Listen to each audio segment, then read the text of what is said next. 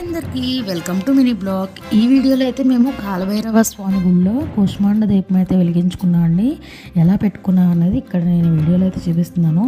ముందు ఎలా పెట్టుకుందాం అన్న దానికన్నా కూడా ఎలా పెట్టుకోకూడదో ముందు తెలుసుకోండి. పెట్టాలనుకున్న వాళ్ళు ఈ గుమ్మడికాయని ఆడవాళ్ళు అస్సలు కొట్టద్దండి, అండ్ ఇంట్లో అస్సలు పెట్టకూడదు. ఈ దీపం ఉప్పు దీపాలు కానీ కూష్మాండ దీపం కానీ అసలు ఇంట్లో అయితే పెట్టకూడదండి, గుమ్మం దగ్గర కూడా.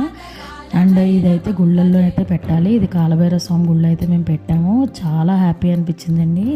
ఏంటంటే ఇలా దీపారాజన అయిపోయిన తర్వాత ఇక్కడే కూర్చొని కాలభైరవ అష్టకం చదువుతున్నామండి. చదువుతుంటే మా ఫ్రెండ్ నేను మధ్యలోకి అయితే ఒక సునకం అయితే వచ్చిందండి. కాలభైరవ స్వామి ఆ రూపంలో వచ్చారేమో అనిపించింది. మేము ఫీడ్ చేయడం కోసం అని చెప్పి బిస్కెట్స్ కూడా తీసుకెళ్ళాము. ఈరోజు ఇలాగా సునకానికి మనం బిస్కెట్స్ కానీ ఏదైనా వేస్తే చాలా మంచిదని చెప్పి చూసారు కదా, ఇక్కడిక్కడ తిరుగుతుంది. నెక్స్ట్ వీడియోలో కలుద్దాం. Boy friend.